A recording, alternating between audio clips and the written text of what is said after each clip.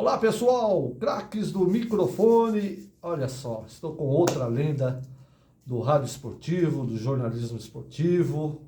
É muita trajetória, muita gente boa. O jornalismo esportivo do Paraná é muito forte e temos algumas lendas. Outra aqui que vai contar a sua trajetória desde o início. Tudo bem, J. Pedro Correia?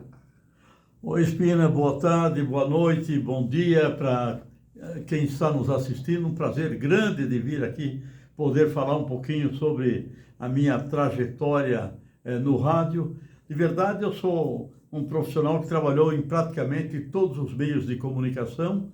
Comecei em Santa Catarina, trabalhava como operador de som na Rádio Clube de Gaspar e ali já comecei a me meter com futebol, a transmitir. Quantos anos você tinha? Isso foi em 1959. Tinha todos, então. Aí fui para Blumenau, na Rádio Nereu Ramos, continuei transmitindo futebol, e aí 61, 62 até 63, campeonato da Liga Blumenauense de futebol, alguns jogos do Campeonato Catarinense. Aí na Rádio Clube de Itajaí, durante 63, 64, aí eram os jogos da Liga Itajaiense e do Campeonato Catarinense. Aí fui para Curitiba, em 64, onde nós inauguramos uma equipe de esporte efetivamente profissional, coisa que não existia assim no rádio esportivo do Paraná, pelo menos até aquela época. E aí era o campeonato paranaense, era o campeonato, a decisão do paranaense, que era os times de Curitiba Atlético ou Ferroviário da época, contra Londrina ou Maringá ou Cambaraense ou Esportiva de Jacarezinho, mas isso no tempo que a gente saía com 300, 400 metros de fios do estádio de futebol até um telefone próximo e tinha que negociar com o dono do telefone para emprestar a linha por algum tempo para a gente poder transmitir. Isso nos anos 60, 65, por aí. Os grandes jogos de futebol, como da seleção brasileira, ou decisões de Rio e São Paulo, que a gente transmitia do Maracanã ou de São Paulo, do Pacaembu, era uma luta para você conseguir uma linha, porque naquela época não existia. Em Embratel existia a Radional, e a Radional tinha 2 canais para Curitiba, e se você alugasse você alugava só um canal de vinda, não tinha retorno.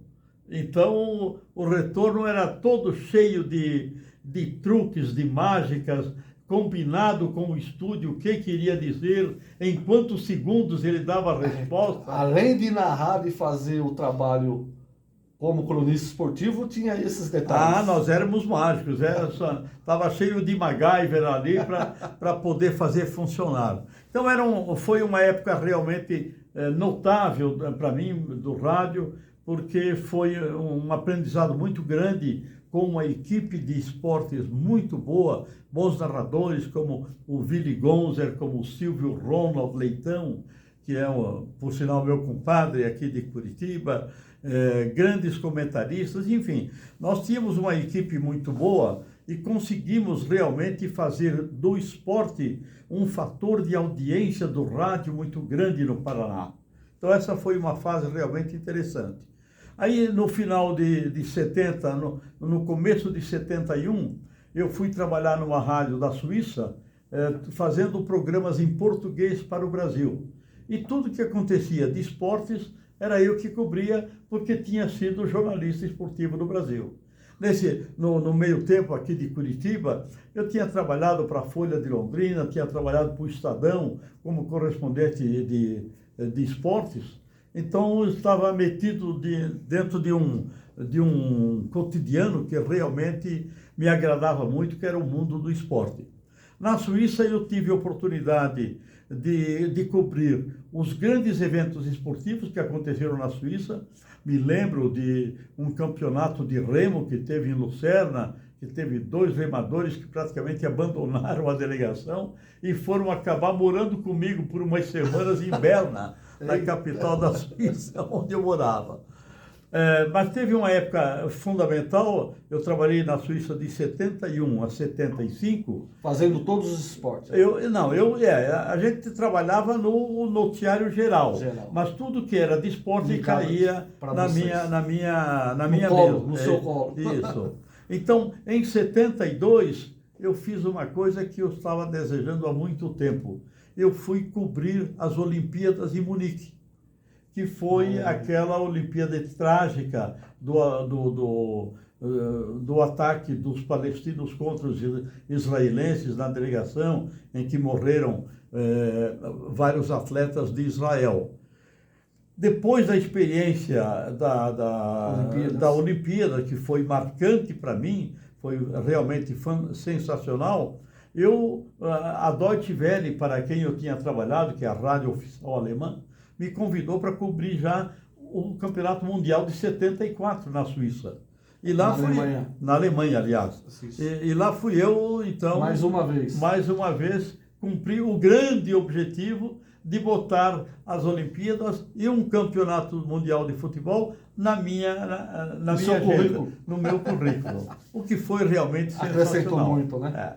Um dos poucos, acho que já conversei com o outro aqui que trabalhou em Portugal, foi o Ayrton Rabeiro lá do Rio de Janeiro que teve essa passagem. E você também, uma passagem brilhante, fazendo pela Suíça, pela Alemanha, né? Foi um período realmente muito interessante. A gente conseguia dar uma abordagem, não exatamente como na imprensa brasileira, preocupado com quem está lesionado, com isso, aquilo, mas dando sempre uma visão um pouco mais geral e talvez um pouco mais de política esportiva institucional, certo? Em termos mundiais, o que fazia com que o nosso discurso fosse um pouco diferente daquele da mídia brasileira. Aí nesse tempo deixou a narração, ficou meia de lado. De verdade, eu nunca fui narrador. Não. Eu sempre fui repórter de campo, fazia entrevistas até... Mas no seu começo ali não narrava, não fazia... Não, eu praticamente não narrava, eu nunca fui efetivamente narrador. Uma outra vez, quando o locutor ficava doente... Porque você tem a voz de locutor dele. Mas eu me dava bem na reportagem, até porque eu também cobria, num tempo que eu morei no Rio, de 71 de 68 a 70, no Rio eu cobria eventos em gerais. Cobria política, cobria um pouco de tudo. Jornalismo geral. Que eu mandava para emissoras de rádios de Santa Catarina e de Curitiba. Mandava também matérias do Rio para uma revista de televisão aqui de Curitiba. Enfim, eu nunca deixei de ser um repórter, certo? Embora de vez em quando você... passava para um lado, para o outro. Precisava fazer um pouquinho mais. A necessidade fazia... Isso. Então, a grosso modo, foi isso. Aí eu voltei da Suíça em 75, trabalhei mais um pouquinho aqui na B2, na Rádio Paranaense, fiz futebol um pouco, virei comentarista, mas não era exatamente o sangue a veia era repórter. O sangue do repórter realmente falava mais alto e me pegou mais claro na minha carreira, vamos dizer. E somando tudo isso, deu quanto tempo de carreira? Mas você vai falar daqui a pouquinho pra gente. J. Pedro Correia, muitas histórias, hein? Internacional também.